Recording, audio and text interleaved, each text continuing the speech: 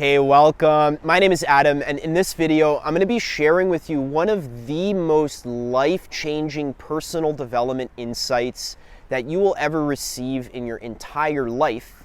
And I really wish that someone told me this 7 years ago when I first started my self-actualization journey, because it honestly would have saved me years of trial and error, trying to figure things out for myself, wondering why I'm not getting the results that I'm wanting to get in my business, my relationships, my health, my spiritual growth, my passion, my overall happiness levels.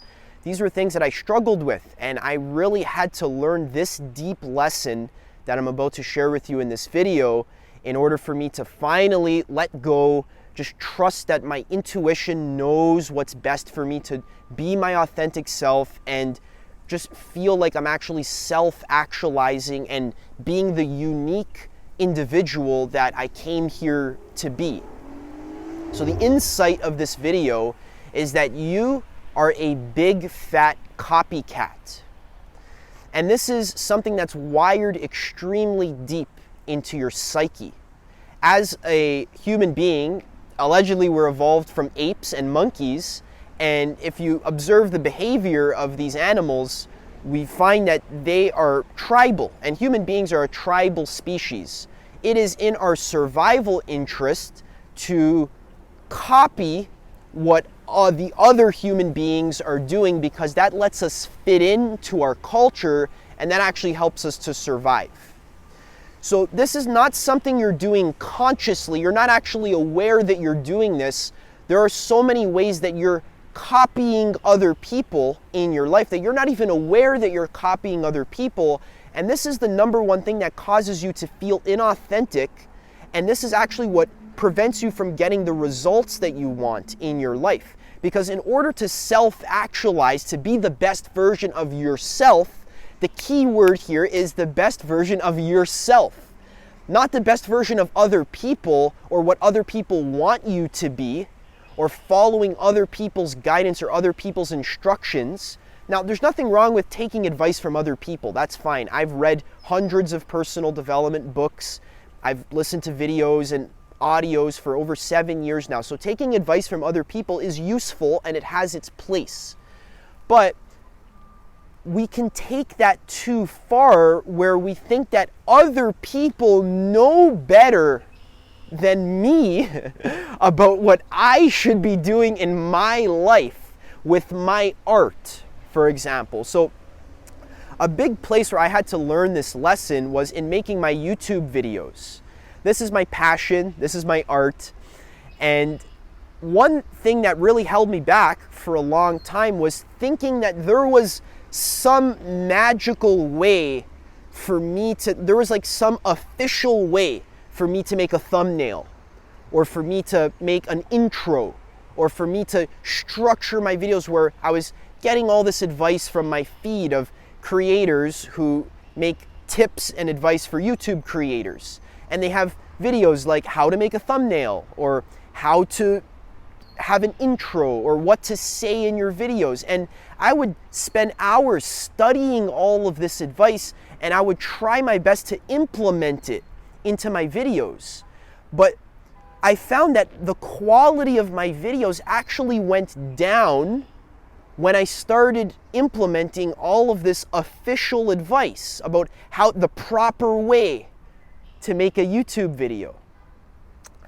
And I kind of realized this, but it didn't really click in me until I started reading this book, Reality Transurfing. It's an amazing book. It's like over 700 pages long. I highly recommend you read it. In fact, I'm going to recommend a video that's an excerpt from that book that is extremely powerful. I'll tell you where to get that in a second. But when I read Reality Transurfing, the book is about how to create the life that you want for yourself. That's actually in alignment with your heart and your authentic self, what your soul wants. Not what society tells you that you should want, or what your parents tell you that you should want, or your friends, what your friends are doing, but what you actually authentically want. So I was reading this book, and a big part of this book is learning how to reconnect with what I authentically want. following my own guidance and stopping copying other people. So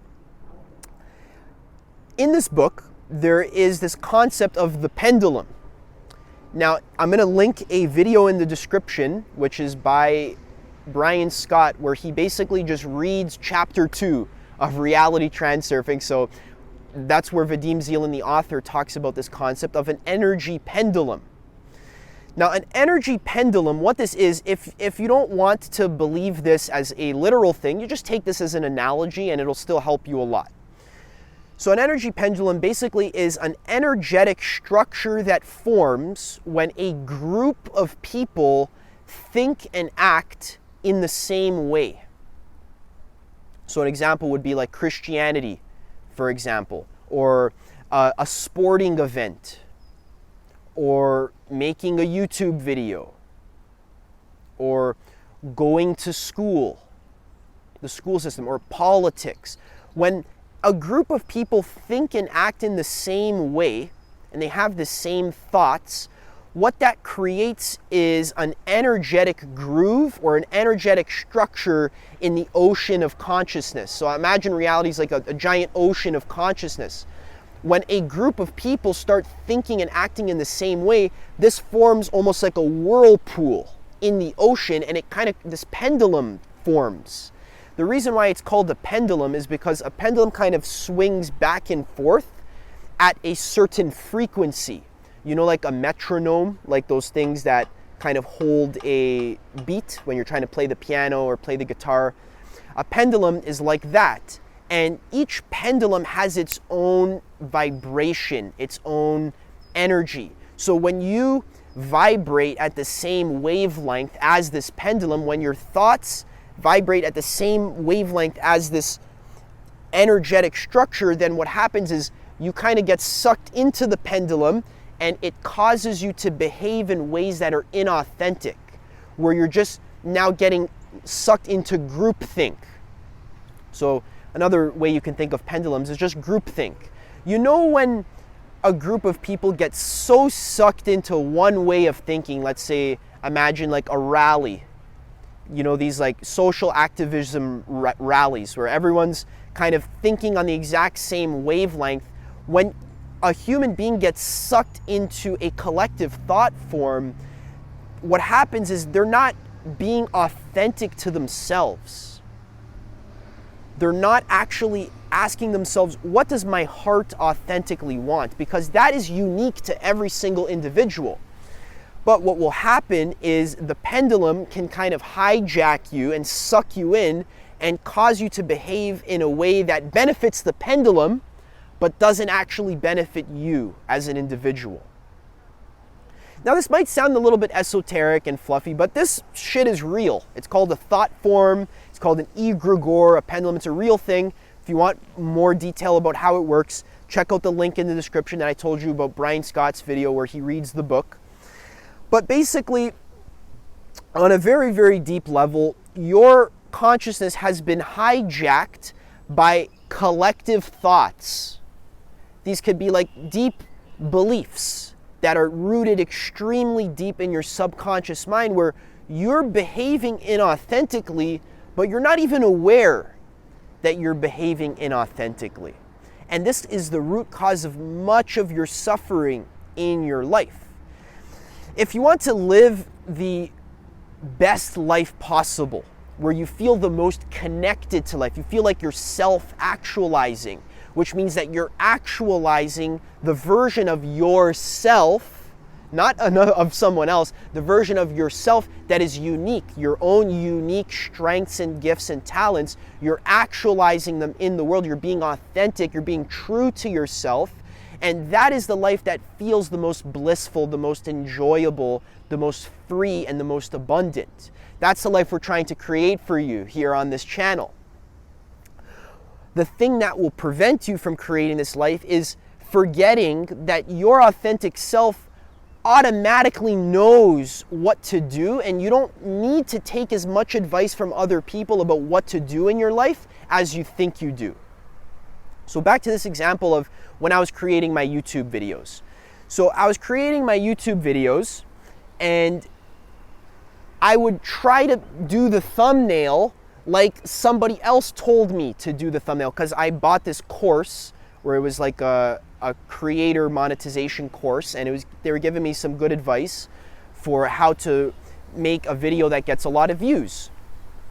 So I was following their advice, but then this kind of weird thing happened where I didn't realize that the videos that I was making by following their advice were actually getting less views than the videos I was making before I bought the course that were just true and authentic to myself. And I realized that this is a little bit weird. Why is it that the thing that I'm supposed to do, like for example, put words in my thumbnails or use big bold text, why is it that those videos are doing worse than the authentic videos that I was making with just like random, weird, creative thumbnails? And I didn't realize it was because those other videos were actually more authentic to me. I wasn't trying to be someone else. I wasn't trying to follow a specific protocol in an attempt to get results. I was just being authentic and doing what came naturally to me. So my coach was telling me, tell stories in your video. So I was like, oh, okay, sure. So then when I would go to tell stories, I was kind of forcing it. I wasn't letting it flow naturally. And then I found that the stories that I was telling came off as fake and inauthentic. But then when I went all the way back to the first YouTube video that I had ever made, I had a great hook and I was telling stories just like authentically, because I didn't know about the official YouTube advice for how to like maximize watch time and click-through rate. I was just doing what came authentically to me. And I found that the stories I was telling in my first video were actually a lot easier to listen to because you could tell I was doing it from an authentic place. So after I read Reality Transurfing, I realized, okay, I'm just going to kind of cleanse my mind of all of this advice that I've gotten from other people in basically every area of my life. And we're going to go into a bunch of examples. And I found after I started being more authentic to myself and stop copying other people, then that's when I started actually getting the results that I wanted in every single area of my life. I feel more calm, more grounded, more authentic, more excited. And I feel like I'm creating a reality that's authentic to me. And I'm creating art that's authentic to me as opposed to creating art that's copying someone else. So let's go into a long list of examples of how you are copying other people and you're not even realizing it. Not all of these examples will apply to you, but some of them will. And the point here is just getting the general gist of what I'm trying to say here. So the examples are going to help with that. So first, the clothes that you're wearing. So are you someone who wears clothes based on the trend? What clothes are popular? The clothes that are in? Maybe you're not this kind of person, but there are people in the world that are like this, where they won't wear the clothes that they authentically want to wear, the clothes that make them feel excited and that they like. They wear the clothes that other people tell them to wear, based on the trends, based on what's cool, based on what Kim Kardashian is wearing. But one thing that these people don't realize is that certain clothes look good on certain people, and it's unique. It's not about what the trend is. It's not about what's in. It's about what do you authentically like? What's your style? It's not about the style. There's no such thing as the style. When you wear clothes that are just copying the style, then a lot of times those clothes don't look good on you for some reason. Like the other day, this was for Christmas, my mom bought me a jacket for Christmas, and it was like, it's a nice jacket. It's this brown jacket, but it doesn't look good on me. And it looks good in general. It's the trend. It's a good quality jacket. It's really nice. But on me, it doesn't look good.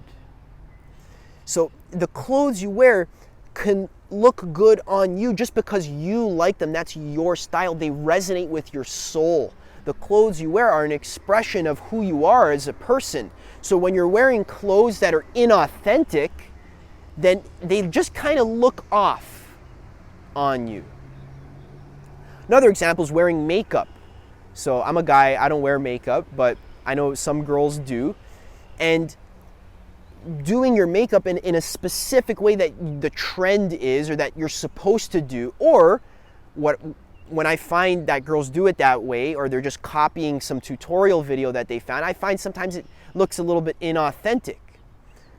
But what I found is that sometimes when girls wear makeup and they get creative with it and they do it from their soul, they do it authentically, then a lot of times it looks amazing because it came from within.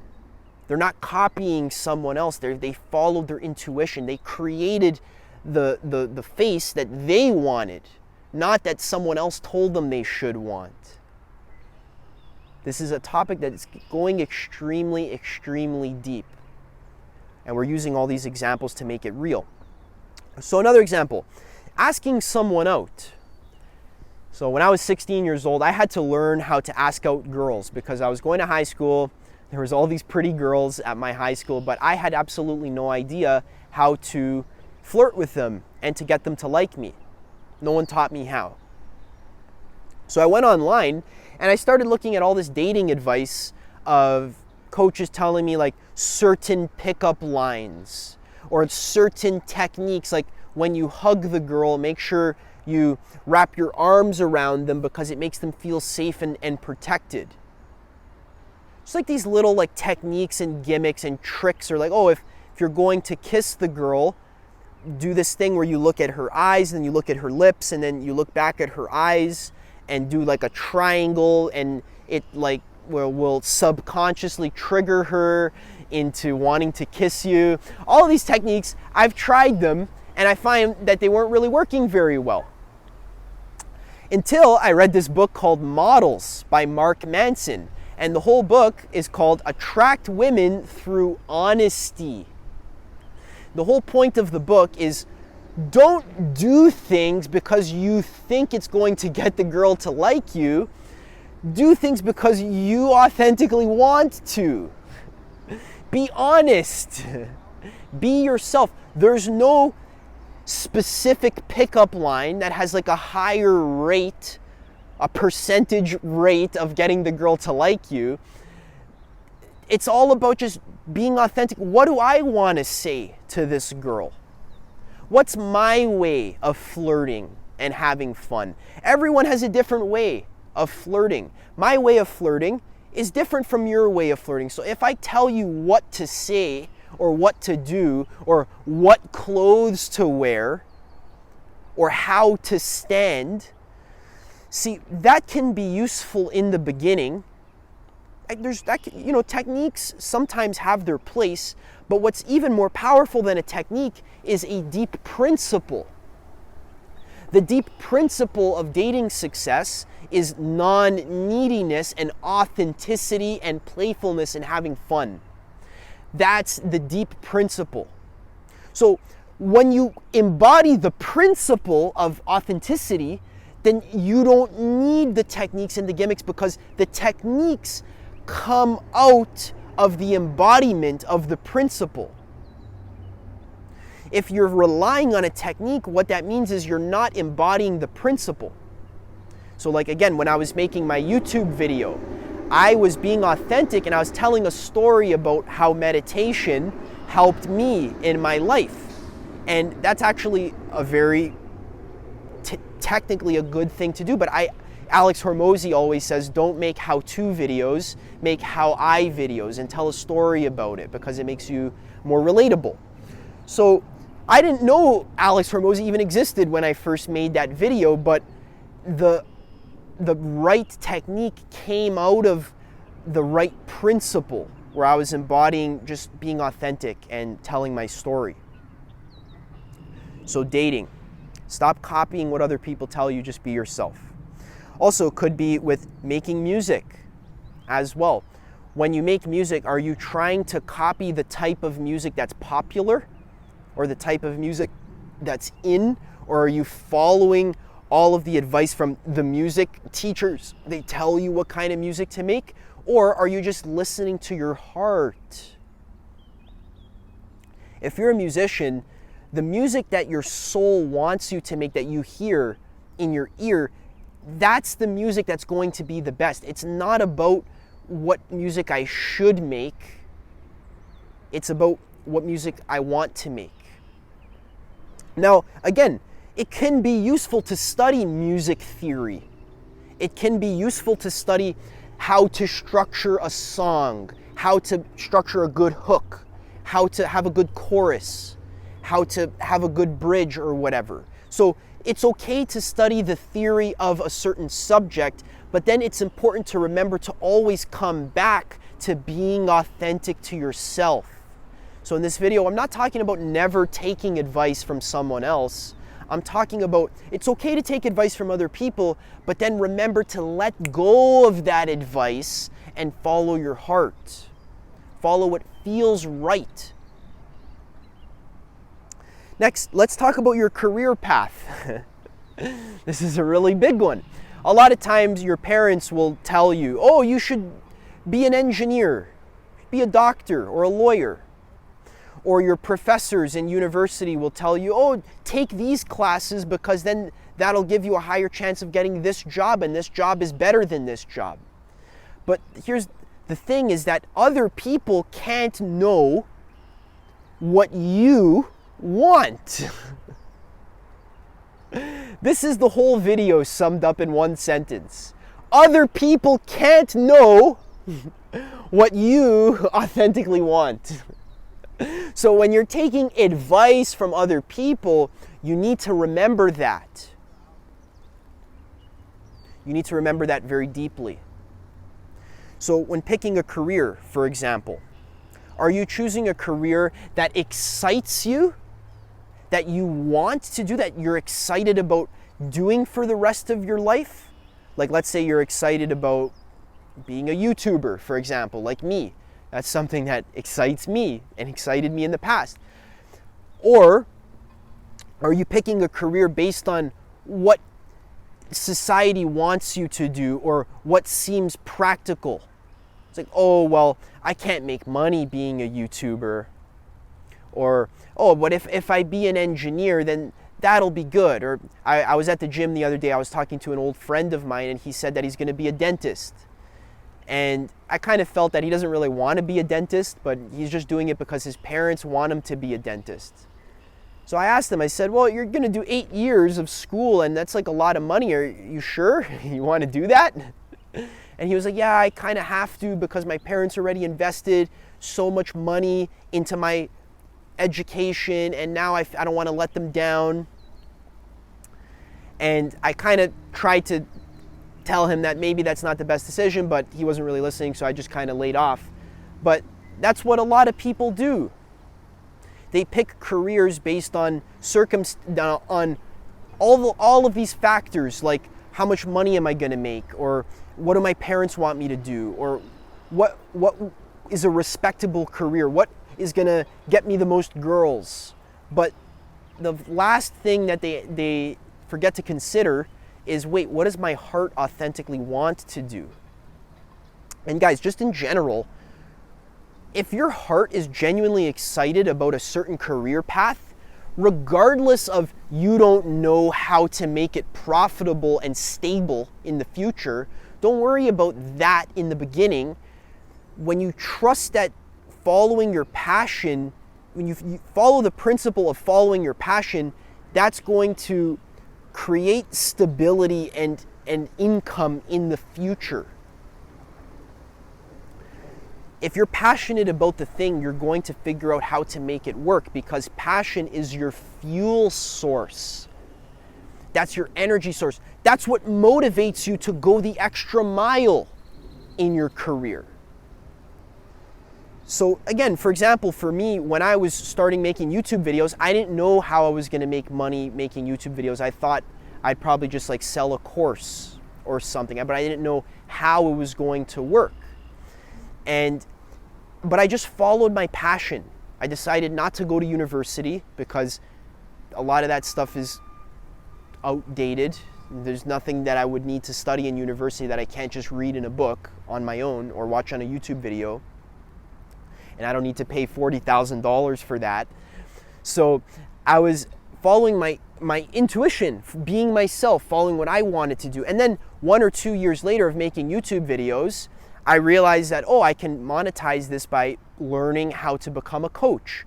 So I took a life coaching certification. I became a certified life coach, and I practiced for free on like dozens of people, practicing my coaching skills for free. And then eventually I started charging money for it and turned that into my full-time job. So I didn't realize that being a YouTuber and making a personal brand online, I didn't realize that that was going to be the future of the entire economy, and how creating a personal brand and a online digital school, or a whatever you want to call it, creating authentic art on the internet, I didn't realize that that was going to be the best career path in the years going forward. I didn't see that far ahead. I didn't know. It was just like a kind of subconscious intuition. But the lesson here is that because I followed my heart, I set myself up with all of these skills, like creating a video, speaking skills, personal development skills, coaching skills, online sales skills, business skills. I set myself up with all these skills, and now it's in perfect alignment with the future trends of the economy, which is that people who make content online and sell stuff are having the best jobs because they can work remotely from wherever they want, and they can do something they love. That's something I talk about, and I'm going to be talking about more in the future. So another example, creating your website, creating your business structure. I tried so many times to copy my business structure to be exactly like somebody else's, but I always forgot to ask myself, what do I authentically want to sell, and how do I want to sell it? How much do I want it to cost? I was always copying other people, what my coaches told me what I should put the price at, or the way I should conduct my sales calls, or whatever, how I should structure my business, but it wasn't authentic to me. I was trying to set up my life in a way that wasn't authentic to me. I was just copying someone else, and that ended up not working for me. So when I finally discovered that I should just do what I want to do, then that's what allowed me to make everything more sustainable and actually increase my income as well. So another practical example is copying personal development tips and advice. So for example, morning routine. How many videos have you seen online that tell you the perfect morning routine? This morning routine made me $1 million. Already, that's a viral video right there. But at the end of the day, a morning routine is not going to make you $1 million. And being so big into personal development like I am, I experimented with maybe a dozen different morning routines. I tried the 5 a.m. club. I tried doing celery juice. I tried meditating. I tried cold showers. I tried yoga. All of these morning routines, like tons of them. But that trial and error process was important, but then I realized that if I was forcing myself to do a specific set of habits that wasn't authentic to me, and I didn't want to do these habits, like cold showers, for example, it's not authentic to me. I actually don't want to do cold showers in the morning. Sometimes I do. Most of the time I don't, though, and it's just not like for me. It might be for you, but there's certain things that are for me, like for example, celery juice, something that works extremely well for me in the morning, that might not be for you. So if I give you advice for how to structure your morning and then you copy my advice thinking that this is the official advice, then you're going to fail because you're disconnected from your heart. You're not listening to your authentic self. Another example is having like a certain productivity schedule. So it's the same thing as the morning routine.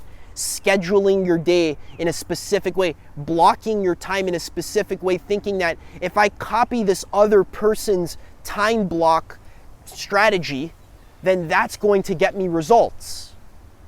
But you're not realizing results don't come from a specific strategy.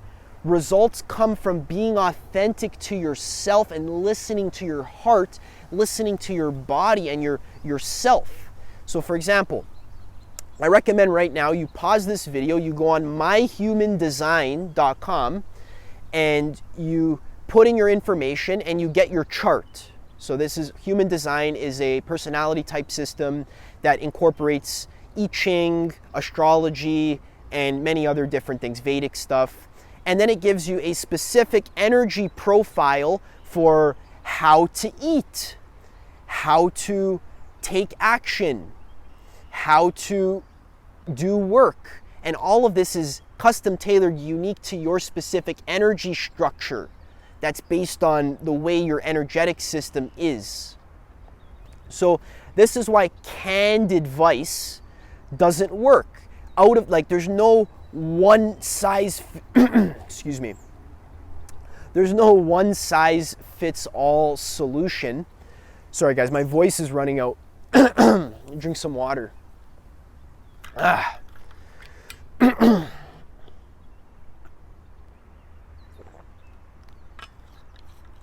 gotta smoke less cigarettes. No, I'm just kidding. So there's no one size fits all personal development advice. Like, oh, you should eat at this time and you should eat this food. No, it's different for everyone based on their body type, based on their genetics, based on their energy structure. So your intuition, your heart feeling, your excitement tells you what to eat and when to eat and how to work and how to structure your day based on what's going to work best for you, based on all of these factors that you haven't even considered because your logical ego mind isn't intelligent enough to be able to crunch all of this data of like my genetics and the food that works best for my stomach and my body type and all this stuff. Your ego mind isn't intelligent enough to crunch all of these factors. But your intuition is. Your intuition knows. So eat food, for example, that feels good for you to eat. And I'm not talking about like chocolate cake. That, if you actually pay attention to your intuition, that doesn't feel good to eat. That makes you feel closed and hollow. So for example, when you're going to eat food, I was listening to my friend's Human Design. I was listening to the chart. I recommend you get it, and I think you have to pay like $6 to get the full chart. I highly recommend it. Super worth it. Like, you know, you could get $6 for Starbucks, or you can get $6 for a whole plan for how to live your life. I recommend it. Check it out. I'm not affiliated with them or anything. It's just awesome. So I was telling my friend to eat food that tastes good for him, because he has a very highly developed sense of taste. And when he eats food that tastes good for him, not based on what culture tells him to eat or what he should eat, what he read in a book that he should eat, but what actually tastes the best for him, when he follows that, then that's the food that's also the healthiest for his body. For me, it told me to touch the food before I eat it, because when I touch a food, then it kind of sends my body a signal and tells me whether or not I should eat it. Like the other day, I was at my parents' house and they made meatballs, and I went to go touch the meatballs, and my body's like, ah, like, my whole body closed off. It's like, no, don't eat the meatballs. So I was like, okay, so I didn't eat the meatballs. But then I went to go touch an orange or a banana, and my body was like, yes, please eat this. So I was like, okay. So contrast this style of living with following a strict diet plan. Guys, this is extremely deep. This is very deep information. Like, 99% of people on earth are following a diet plan based on something they read or something they heard or something they think they should do in their mind, but they're not actually listening to what their body wants. Which is a much more intelligent way to eat. Intelligent with a capital I. You're connected to your intelligence. Your human body is extremely intelligent. I don't know if you noticed, when you cut yourself, it heals itself automatically. Isn't that kind of profound? So whatever wisdom caused your body to exist and be amazing the way it is, you can climb trees, you can roll in the grass, you can run marathons, you can swim, all of this stuff. It's a great body. It's awesome. Whatever wisdom and intelligence caused this body to exist, you should listen to that. It's in your heart, as opposed to listening to some article that you read online. But again, nothing wrong with taking advice from other people, but always remembering that the end-all be-all is what your heart wants and what you authentically want. So other examples are like exercise protocols. Are you doing the exercise regimen that someone else tells you to do to build the most muscle? Okay, try it out. But then you have to do this kind of trial and error where you can try other people's regimens, that's fine, but then you have to end up listening to your body at the end of the day. How many sets and reps do you want to do? What feels good for you? Which exercises do you want to do when you go to the gym? So instead of going to the gym with a preconceived plan for what exercises to do in which order and how many reps and sets, try just listening to what your body wants. Like, what exercise do you want to do? That'll be the exercise that keeps your body in the best shape. Also, the way you talk. Even just like your slang that you use, for example. So when I was in high school, I'd hang out with my friends and we would invent words and we'd have this kind of slang. But what I would do is I would kind of use too much of this slang, and I would use this slang in a way to make me seem cool. And that's okay in a certain context. That's fine. If the context is I'm just hanging out with my high school friends, then sure, using slang is fine. But what I realize is that what actually makes me more attractive and more charismatic is when I speak the way that I authentically want to speak, and I use the words that I authentically want to use. When I was in grade 2, this is an old memory, I remember I used a big word. I remember I was sitting at my desk and I used a big word, and the girl sitting beside me said, "Why do you use big words? That makes me feel stupid." And then I remember I felt so sad. I was like, I don't want you to feel stupid. That was the word that I authentically wanted to use. I like big words. So for the next 14 years of my life, I was censoring my speech and intentionally not using big words, even though my mind would have big words in my repertoire and just have the ability to use them. But for some reason, I would censor myself and I would only speak simple words because I didn't want other people to feel stupid. I was censoring myself. But now that I'm older and more mature and more authentic, I realize that I can use whatever fucking words I want to use based on what feels authentic for me to say. So the way you talk, even your tone of voice, the style. In a lot of cases, you copy other people. You talk in a specific way. Like, for example, I grew up in an area that's very Italian. I'm Italian, my heritage is Italian, and everyone that lived in my area was very Italian as well. The way they talk is, they have this kind of like Italian, like, hey, oh, buddy, what's going on? Like, oh, bro, like this kind of like Italian kind of way that they talk. But it's like, we don't live in Italy, we live in Canada. So I understand that you're raised Italian and sure, you have this Italian accent, that's fine. But you don't realize you're copying other people. you should speak the way you want to speak, not the way that you think is cool to speak because you live in an Italian area. You think it's cool to, be Italian and act Italian. It's like an act. But why are we acting Italian if we live in Canada? Right? If you want to act Italian, you can go live in Italy. Anyways, nothing wrong with being proud of your roots. That's cool. But I'm just talking about these subtle ways of how you speak inauthentically because you're trying to put on a certain mask or a certain image. All right. Another example, the way you behave in public.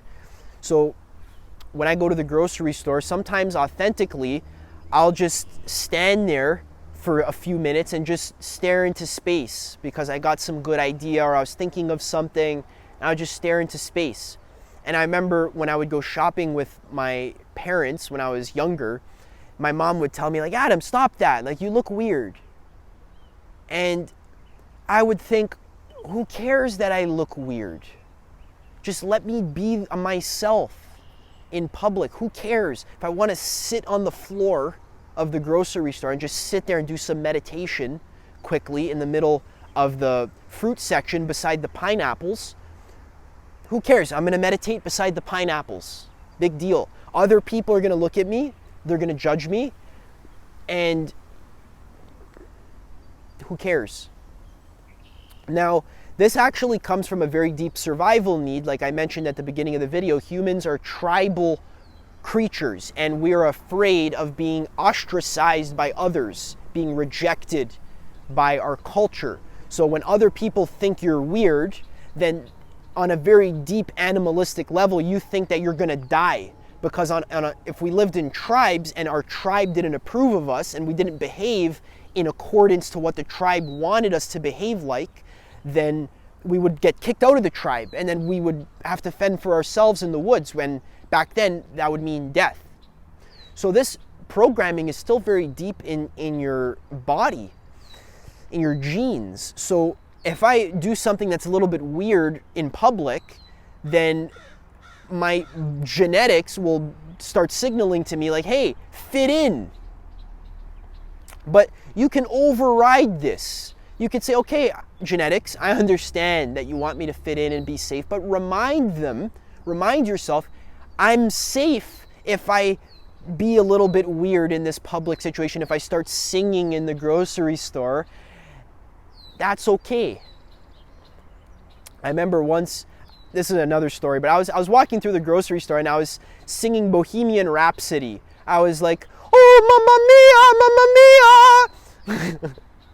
And then everyone was looking at me weird, but then there was this little kid beside me that was with his parents, and he said, Mamma Mia, let me go. And then we just had a laugh about it because I was being my authentic self, and it actually resonated with this other little kid that was like, oh yeah, like I love that song. And his parents told me that he actually really loves that song, and it's just ironic that I was singing it in the middle of the grocery store. So when you be your authentic self, then you actually start to align yourself with things in your reality that are authentic to you. Because on a very deep level, when you're copying other people, then you're not being your authentic self, you're being someone else, you're being a fake version of yourself. And then you're going to get a fake reality that doesn't resonate with your soul. Do you feel like you're out of alignment in your job or in your relationship or in your spiritual growth or whatever? The reason why you may feel out of alignment is because you're not acting authentically. And being authentic isn't an act. You don't have to act authentically. You just be authentic. Just be yourself. Trust that your heart knows what to do and how to be and what to say. Another very deep example of this is with science, for example. A lot of times people will just, like, this is like such a deep example, but even if I'm a scientist and I'm doing the scientific method, am I doing the scientific method in a way where I'm actually trying to discover the truth of reality, and I'm actually consciously trying to like discover truth? Or am I doing the scientific method in a way where I'm copying what the textbooks told me to do and what the teachers and professors told me to do and what my colleagues told me to do? Am I being a true scientist that actually cares about dissecting reality and understanding the nature of existence? Or am I being a pretend scientist where I'm just going through the motions and protocols? See, that's how corruption spreads. When you're blindly following tradition, that's how corruption spreads. Same with religion. Am I genuinely pursuing spirituality because I actually want to have a deep connection with my own true nature as God? Or am I pursuing spirituality so that my grandmother thinks that I'm a good boy for going to church? Or so that other people in my community think that I'm a good Christian or a good Muslim?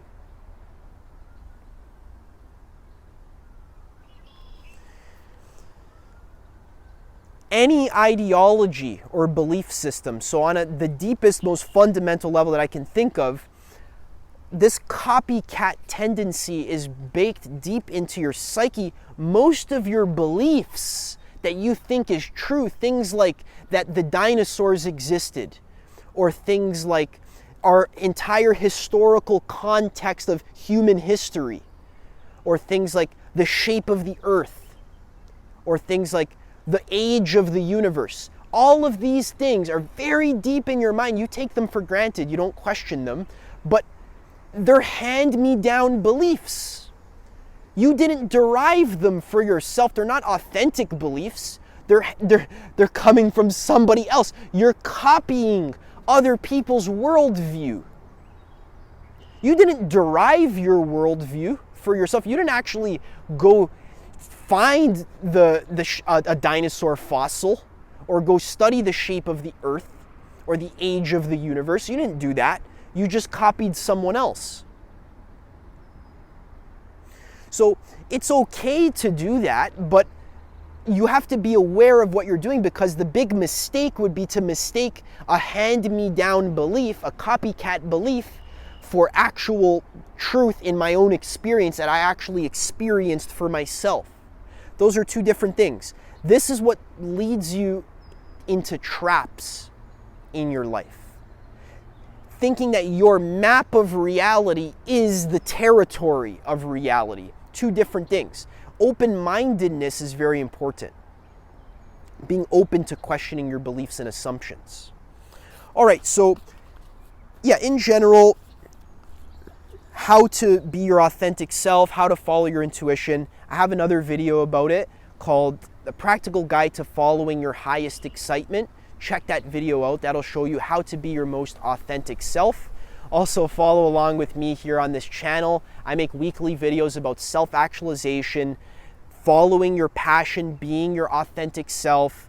And the reason why is because I believe on a very deep level that every single human being has something unique and personal to contribute to the whole of humanity and the whole of the universe. And you can't achieve your unique contribution and you can't be your best self if you're copying someone else. So everything I talk about here in this video is not to get you to copy me. Sure, if something I do or say inspires you, sure, model me, try it out for yourself. But at the end of the day, everything I'm teaching here is trying to get you to be yourself, to be independent, to be autonomous, to make sense of reality on your own. Find the truth for yourself. Do what you want to do in your career, in your relationships, in your business, in your health, and your spirituality. Another example I forgot, spirituality. Even when you're meditating, are you meditating in using a technique where you're just copying an ancient teacher and you're just using their technique robotically? Or is your meditation organic? Is it natural? Is it actually coming out of the wisdom of the present moment itself? Are you actually connected to the guidance that you're receiving in the present moment as you're meditating? Or are you just doing a routine practice like a zombie? This is the difference between being awake, being a conscious creator of your reality, or just being an NPC, a puppet on a script. So if you're interested in that, I actually have a brand new community that I'm launching called the Conscious Creator Community, where we go into a lot more detail about being the best version of yourself here in your life. Check that out. It's not out yet. Right now you can join the wait list. If you're watching this video in the future, then you can click that link to join the community. That's where I give all of my own personal help. You can talk to me one-on-one on a weekly basis. You can meet other people, interact with them, and all of us are going to be holding each other accountable and supporting each other on this journey that sometimes can make you feel alone. Sometimes you can feel like no one else is supporting you, or that your friends don't understand you, or your parents don't understand you. That's something I struggled with a lot, which is why I created this community, so that you can have a support system that actually keeps you on track with your self-actualization and creating a passionate life where you're creating your art and you're contributing your full value to the world. So check that out. The link is in the description. Subscribe for more videos like this, and otherwise I'll see you in the next video.